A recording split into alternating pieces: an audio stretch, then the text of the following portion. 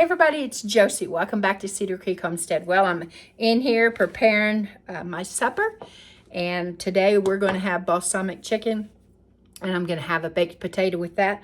And I thought that I would show you the balsamic chicken recipe. It's super easy.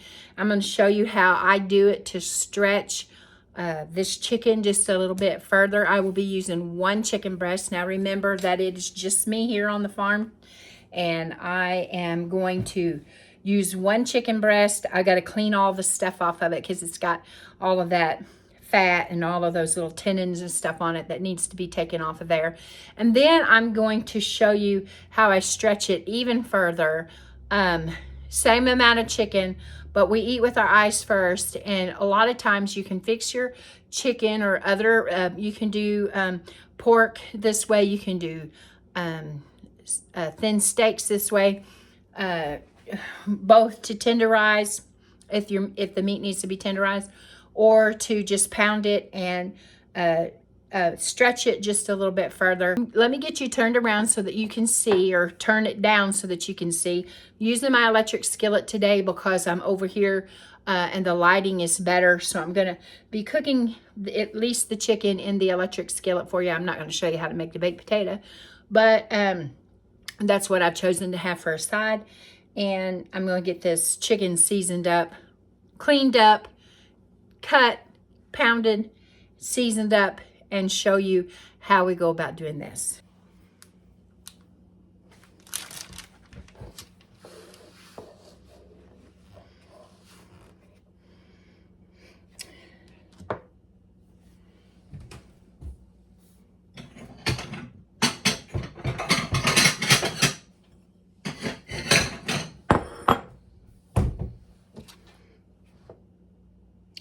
Okay, you can see on this chicken breast that there are some things that I'm going to take off of there. I don't want this on there. So using a sharp knife, I'm going to just cut that piece off.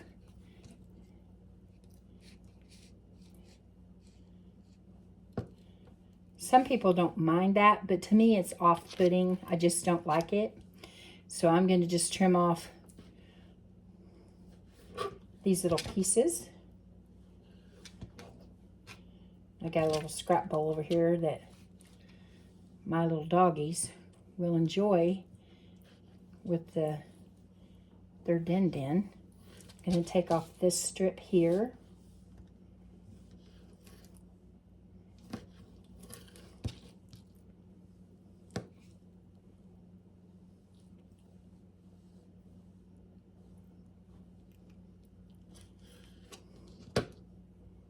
Over here,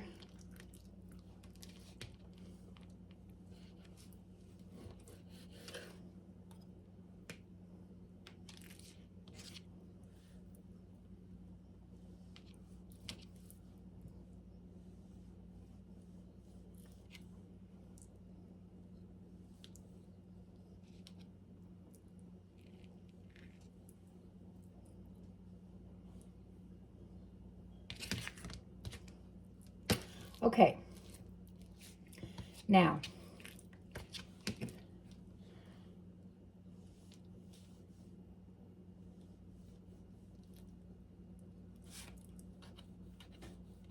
be very careful, you're using a knife. Okay, so I have this fairly clean. There's a few pieces that I will probably take off when I get it completely cut. But what I do is I lay the breast out like this, and I'm going to go in this way. Now you need a dull knife will get you hurt. You need a sharp knife, and you're just going to begin to cut, making a motion like this. And you're just going to open that breast up. Now this breast wasn't super thick, so I may not have to pound this, but I'll explain to you anyways what I'm talking about if you've never done it before. They call this butterflying, But I'm going to go ahead, and I'm not going to leave it all in one piece. It would be butterflied here. I'm going to cut it into 2 pieces, okay? This one's pretty thin.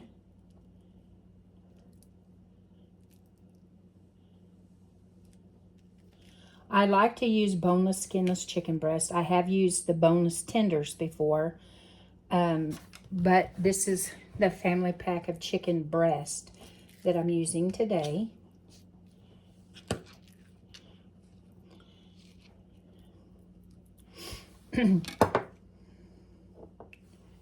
Now,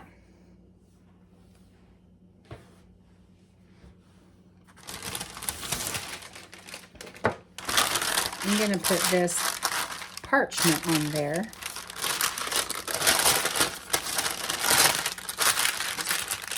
And I'm going to take, I've got the chicken under this on the cutting board.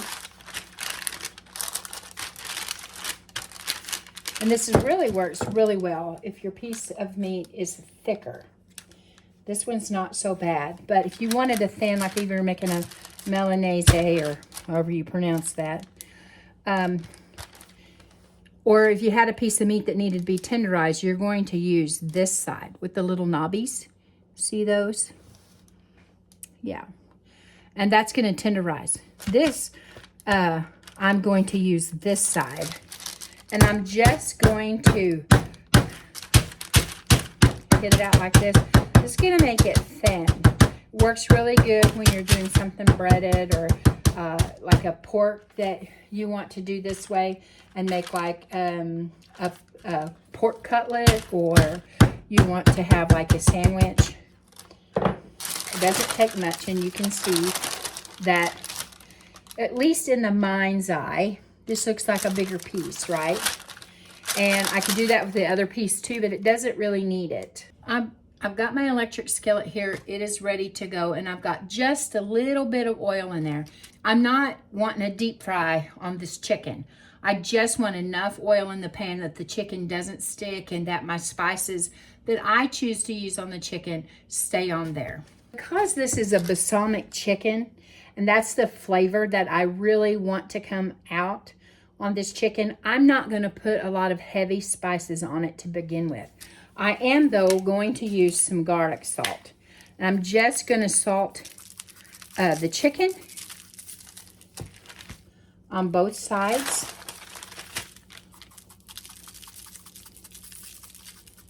And I'm going to put it into the pan. Okay, so I've got that piece of chicken in the skillet.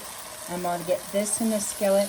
And I'm going to let these cook. It will not take a long time on this. These will be done fairly quickly. But I'm going to let these cook. And when they get completely done on both sides, I'll bring you back. Our chicken is cooked, and now it's time to put the balsamic vinegar on it. Now, I don't worry about having high dollar balsamic vinegar, and it ranges in prices from very basic, you know, $4, $5, $6 a bottle, on up to really, really pricey. And it gets more concentrated. It seems like the higher the price goes, the higher quality goes, the more concentrated it is. It's going to cost you more money. But I just get store brand. I do have some nicer ones, but for most usually I get the store brand. And today I am using just a balsamic vinegar that you can get at the big box store, and I'm going to apply it to this chicken. Now it's done, it's cooked through, it's browned just a little bit. You don't want it crispy, or I'd find that you don't want it crispy, but it does have a good browning on it. And so I'm going to turn the camera down here so you can see what in the world is going on. Your measurements are going to totally depend on how much chicken that you're cooking and really how strong of the flavor that you want on your chicken. If you have never tried this recipe before, I would probably start with maybe a tablespoon for each one, and I'll show you what I do. I don't measure, I just pour it on there like this. Now my stopper is messed up in my bottle, so I will just let you know this is exactly what I do. I just cover it just a little bit like that. And then I begin to let it do its thing. Now this is going to cook on there. This is going to thicken up. See this vinegar? You can tell that it's loose. And it's going to cook on there. And it's going to begin to cook around the edges and get on the bottom of this chicken. Now normally what I do is I just move my chicken around in the pan just a little bit to pick up any of the loose bits that might be in there, and let this reduce. It's just gonna, it's a reduction, and it's gonna concentrate on this chicken.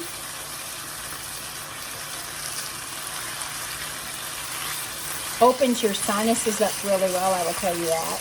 But I'm so looking forward to it. When it gets done, it's going to be glazy a little bit like this. And but it will concentrate and it will begin to form a little bit of a crust on there. And it's up to you when you want to stop this. Some people will stop it when it's not too far along, and other people want that glaze and that syrupy to cook on the chicken. That's where I like it. I really enjoy that. I don't like it charred. I don't like it burnt. But I will tell you that I enjoy, there's a restaurant in Arkansas. I think they're trying to open it back up. AQ Chicken House. And they have chicken over the coals, and I love it. This doesn't taste like chicken over the coals, but the tanginess is what I like.